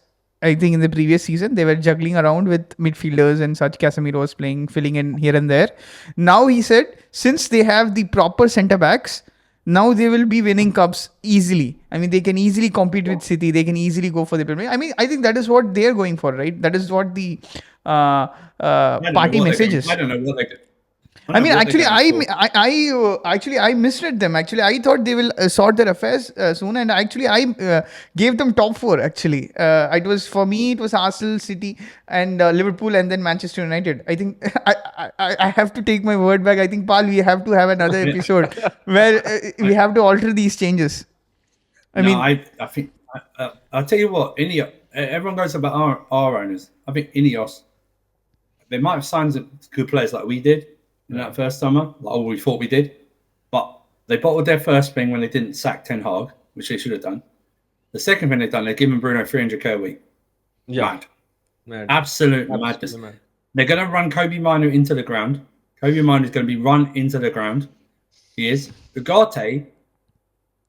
I don't think Ugarte could play Ten Hag style of football. Yeah, I remember when we were linked with him. You see that weird picture or video of Ten Hag and Ugarte Yeah. in training? He's like he's pulling at his shoulder already. It's like, what do you know?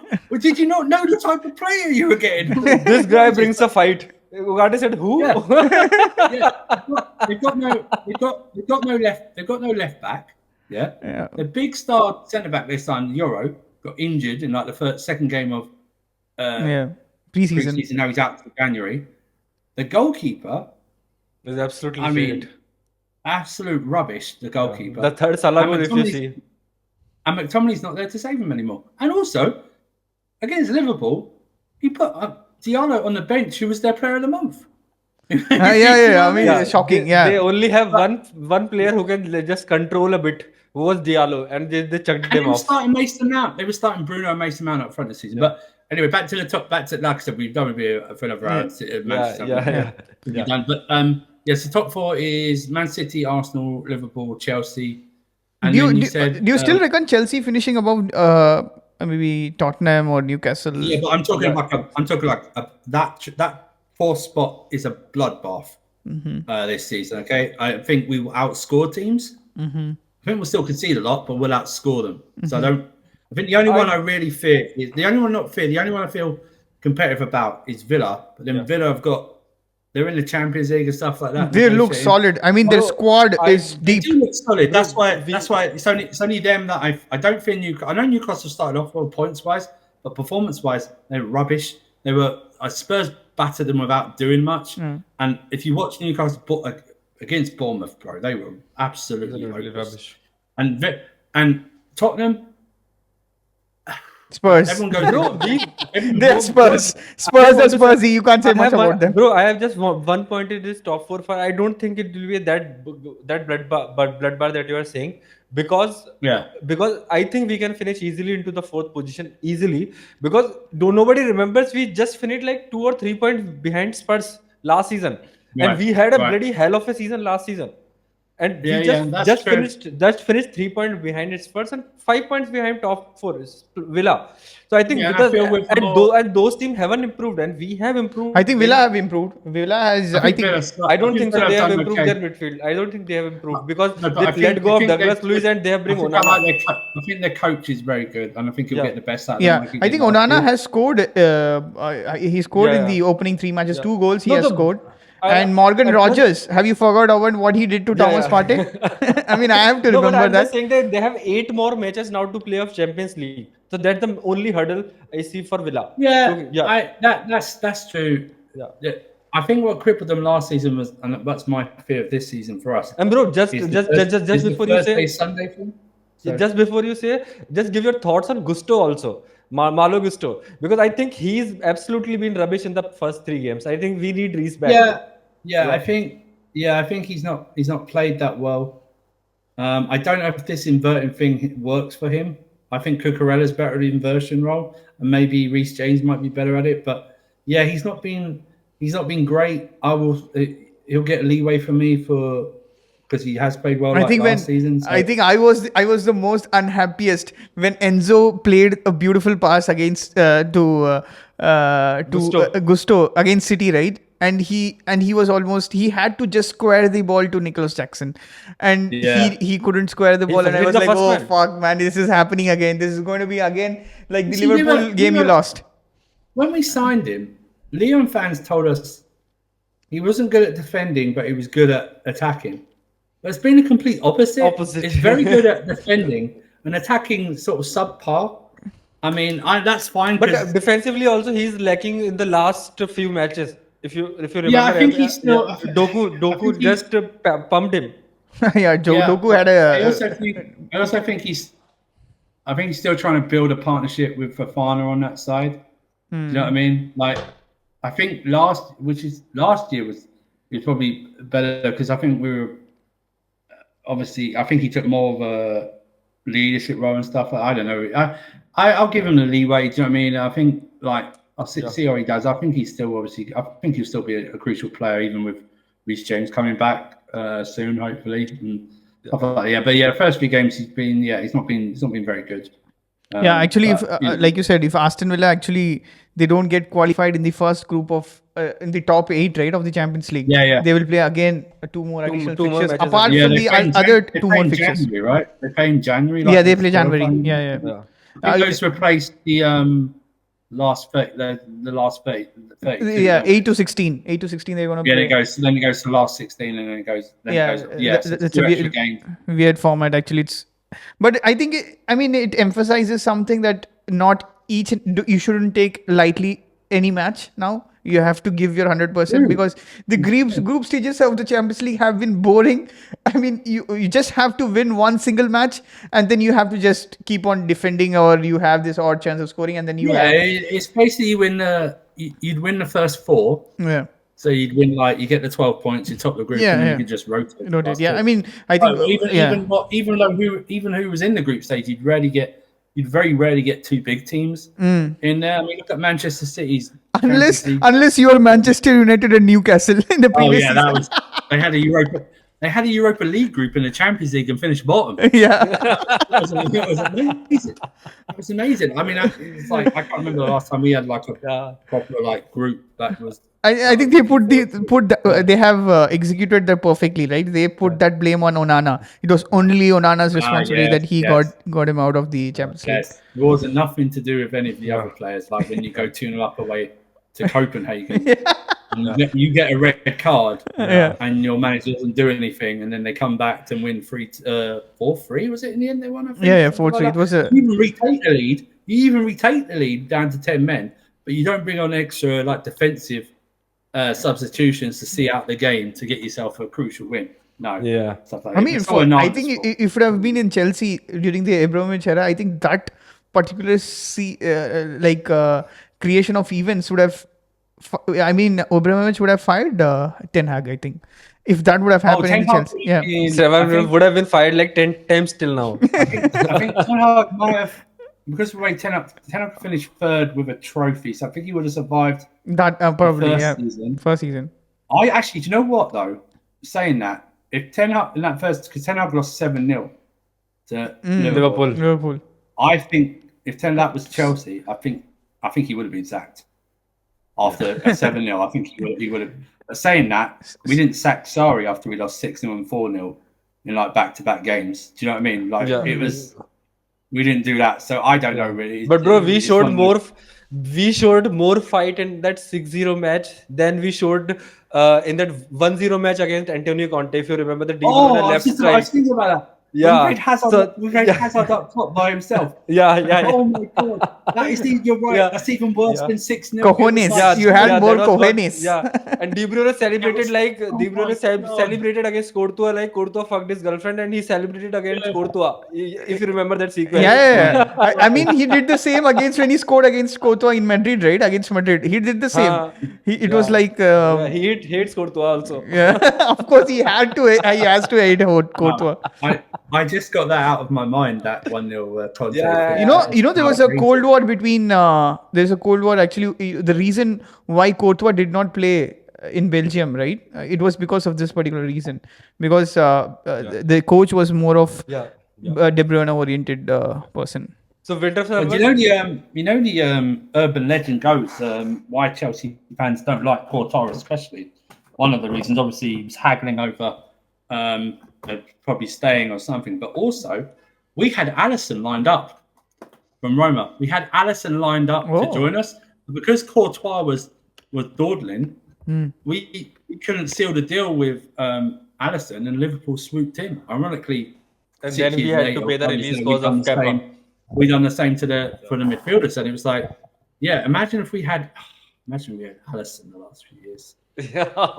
So Winter Summer, just before we let you go, our final topic or final observation from your side. Again, there is a Twitter discourse going on again about Salah and Hazard. If you see again, the Twitter discourse has started again. So, do you want to give your thoughts on that, or should we keep it for another video again? No, I mean, we can discuss it now. I'll give my full. Just so it still shows how great Hazard was, right? He's been out of the league for 5 years and even retired for a year. That you're still comparing your great player to Hazard. So what does that say? I mean, I think if you're looking at it, I don't even know how people try and compare. They only played in the same league like for 2 years. And ironically, I think Hazard was better in his last season, the 18, sorry, 19, sorry, one. Salah was better in the 17-18 season when he broke all those records. And by the way, on a side note, Liverpool fans were moaning that summer when they signed him for 37 million because they went, "We'll sign that Chelsea reject Salah." You know what I mean? They for 37 million. Bro, because And they then remember that Salah celebrated that Hazard slip. Did they remember that? yeah. And also, it doesn't help that Hazard scored some absolute bangers at Anfield, Yeah. absolute quality goals at Anfield. But listen, I when everyone says do like a Premier League 11 like all time, I think now the Premier League's so old you have to do it in different eras. So for this era, it's very easy. I'd have Hazard on the left and Salah on the right, and like Kane through the middle, or Aguero through the middle. Yeah. Something like that. I refuse to have this debate. It's like the Messi Ronaldo thing. It's not that obviously it's not that level of Messi Ronaldo, right? But I just think it's pointless. I just think it's pointless. I'm not gonna rip apart Salah, and you shouldn't rip apart Hazard. You know what I mean? At times in their at their time in the Premier League, they've both been considered the best player in the Premier League. Yeah. Most Salah's stats are horrendous. Not horrendous. Are ridiculous. They're absolutely ridiculous. We're talking like 300 plus GNA in about 350 games. Yeah. That is ridiculous. And the one flaw Hazard has, I think he wasn't selfish enough. I think he should have scored more, especially when and let's face it. I know Salah's probably going for it now, but we didn't surround Hazard with the best. Yeah. Like his last few years, we didn't surround him with the best. You know what I mean? I know Willian and Pedro there, but Pedro was sort of going down, and Willian wasn't the best. We didn't have a top striker we didn't have a prime Didier Drogba for Hazard. We had Costa those couple of years, but it didn't. And we won in that. And I just think. It's like the Gerrard Lampard goals. Bro, that's the only hypocrisy I find. When you compare Hazard and Salah, you bring in the numbers. But when you compare Gerrard versus Lampard, when you compare Gerrard versus Lampard, there is no mention of a single number. There is no stat. You know what you can really do to wind up Liverpool fans though, is have a Gerrard Salah debate. That's the debate right there. Because there's Don Hassam. He refuses to say that Salah's the best Premier League Liverpool player when he is, because Gerrard. Because Gerrard was why Liverpool were known for Gerrard in his ass. Because they don't remember both their best player. One was linked to us, one was coming to us, and one already played for us. Yeah, exactly. I mean, that would be the thing about Chelsea. It's like with the Musiala thing. How could you let Musiala go? Well, he was a young player. He could get out. He could move then. He wanted to move back to Germany. What we were supposed to do? Oh, how could you let go? How could you let go of Salah? If Salah was doing that at Chelsea, what he's doing at Liverpool, do you think Chelsea would have sold Salah? No, yeah. They wouldn't have sold Salah. You think if Kevin De Bruyne was given more of a chance? I think KDB is the argument more than Salah. Exactly. The only player I regret is KDB. I don't regret Salah. I don't regret Lukaku. I just regret KDB. We shouldn't have let him go. The only he shouldn't have given more of a chance. You're absolutely right. I think KDB is the one where you go, damn. Selling Chelsea players. The ones I regret is a very small minority. Like the ones, I think Tomori should have been given more of a chance, but I blame Lampard for Tomori. And KDB really. Why matters the one? Why matters the top one? I love Jose Mourinho, but that's his biggest ever mistake. So people, what a wonderful episode this has been. What a blockbuster episode this has been. We just really love talking to you, Winter Surfer. And just before you go, people, smash the like button, smash the subscribe button, and comment on the video like what views of Winter Surfer you don't like and what views do you agree with. And Dinesh, any last comments? Yeah, I mean, it's been a pleasure. I mean, it's good to see the it's even if it's a biased take, if it's a non-biased take, it's good to see someone reflecting what our points, at least, right? What we have been discussing is the same sort of conversations that they are having on where the matches are it's happening already. So it's good. And thanks for joining us. I mean, it's been a pleasure, like we said, and it's also an opportunity, right, for us to basically to host you, because you have been to all these places, and we are just new to this platform, and this we are just trying to grow, and this was a pleasure. Yeah, Yeah. hope to see you soon And along the and episodes. any last word from Absolutely. your It's side? been oh, you can follow me at the Winter Surfer on I don't like calling it X, I'll just say Twitter. Yeah, The place formerly known as Twitter. yeah. You can follow me. I'll tweet out what I'm on. I'll tweet out what I'm watching at the time, or buddies' channels and stuff like that. But more importantly, you should subscribe and like here. More importantly, because it helps with the algorithm and stuff. So whether it's live videos or recorded videos, it just helps out. And it's also, as you've learned here, it's even if you disagree with someone, it's better just to listen to someone and then have 18 people on the panel shouting at each other. I enjoy sometimes as well. I think that is good, but that's my sadistic mind at the end as well. But no, it's been very good. I mean, like I said, I wanted to do it last week. Obviously, I had issues, so yeah, I was really looking forward. I mean, it's like nearly 2 hours, and it hasn't felt like 2 hours, which I think is a good thing. Exactly. Yeah. But thank you very much. Yeah. Bye. Yeah.